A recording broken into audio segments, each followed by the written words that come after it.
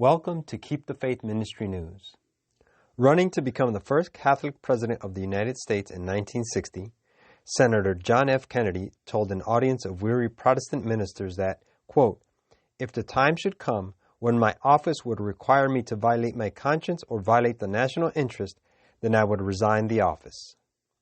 60 years later, Joe Biden has become the second Roman Catholic to win the White House, and some prominent Catholics and bishops now appear to believe that the only way a Catholic should hold office is by putting conscience before what the law says about culture war issues like abortion. 5 decades of abortion politics have taken a toll.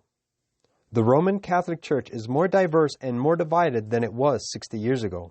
American Catholics have just been through an election season that brought accusations of, quote, Catholic in name only against Catholic Democrats like Biden, and a bitter debate about the best way for a, quote, good Catholic to vote. Having observed and written about Catholics and American politics for 30 years, I believe this moment provides an opportunity to promote the diversity of Catholic social teaching rather than seeing it through the preeminent singular lens of abortion. In Joe Biden, Americans have a president who seemingly views policy through his Catholic faith, but in a less diverse way. American Catholics have a chance to follow this example into a new engagement with American politics. Be not afraid. For 5 decades, conservative Catholics and Republican leaders in the U.S. have tried to win over Catholic voters to an agenda that serves the interest of the GOP, especially on abortion. Despite these overtures in our national politics, that agenda never really has found any success at the federal level. Roe v. Wade is the law today as much as it was in 1973. The Catholic Church today is very different from the one to which JFK belonged. The Church is more diverse, but it is also shrinking rapidly. And increasingly, the Catholic Church is a body at war with itself. Biden is a different sort of Catholic for this moment. Biden has worn his Catholicism on his sleeve throughout his career, but especially during this campaign. In September, he quoted Pope John Paul II when he called on Americans to, quote, be not afraid. And quoting from a familiar Catholic hymn in his first address as president-elect, Biden has sent strong signals he sees his faith as a way to heal and to lead. From FDR to Pope Francis. A week before Election Day, Biden went to Warm Springs, Georgia, a place best known for its association with Franklin D. Roosevelt, who returned many times to recuperate from illness before dying there in 1945. In that sense, the appearance by Biden signaled an administration that hopes for New Deal-level reform and transformation. Yet Biden's inspiration was not limited to FDR. He quoted at length in Warm Springs from the most recent papal encyclical, quote, Fratelli Tutti. An encyclical letter is an authoritative way that popes teach Catholic doctrine, and Pope Francis released a new encyclical in October. In part, Fratelli Tutti said, quote, politics is something more noble than posturing, marketing, and media spin. Overall, the passages Biden chose to quote suggest that he may be thinking about how his own Catholic faith should guide his approach to leading a nation made up of Catholics and even more non-Catholics. Quote, for those who seek to lead, Biden said, quoting Pope Francis, we do well to ask ourselves, why am I doing this? What is my real aim? The message of Fratelli Tutti can be summed up in the phrase, quote, we are all in the same boat.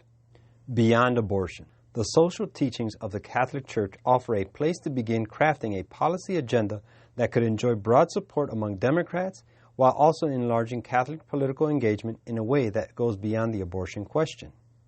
For example, in Fratelli Tutti, Pope Francis describes how Catholics believe in a just distribution of wealth.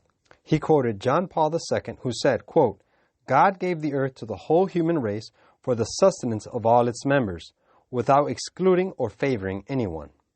Fratelli Tutti called for, quote, defense of the environment, attention to unemployment and the creation of jobs that help people, quote, earn a living by their own efforts and creativity. Pope Francis said he hopes society can learn from the pandemic and reverse the, quote, dismantling of healthcare systems. Meanwhile, the Catholic Church condemns racism in the same terms as it condemns abortion. It is an intrinsic evil. Pope Francis does not name police violence in Fratelli Tutti, but he speaks passionately for racial justice, and he calls for solidarity against, quote, new forms of violence threatening the fabric of society. Hundreds of thousands of young people demonstrated in American streets during this past summer. Whether Catholic or not, they share these values with Pope Francis and Joe Biden. False dilemma. That agreement holds potential for a new sort of moment in the Democratic Party, in the Catholic Church, and in the United States. Besides President-elect Biden, there are other rising leaders in the Democratic Party who are Catholics, such as Julian Castro, Ted Lieu, and Alexandria Ocasio-Cortez. Leadership that summons Americans to recognize, quote, we are all in the same boat, could heal divisions by bringing voices together over an agenda Catholics and non-Catholics can embrace. Catholics have been prominent in American politics for almost a century. Since abortion came to dominate our politics in the 1970s, the choice between Catholic conscience and public service has been framed as a one-way street towards just one destination. There is great diversity within Catholicism. A Biden administration offers a chance to unleash that diversity both as an expression of faith and by embracing all Americans, Catholic or not. Assuming Biden is confirmed as president, the alignment between Biden, Catholicism, and socialism gives the Catholic Church new opportunities to influence America away from its Constitution, which it hates.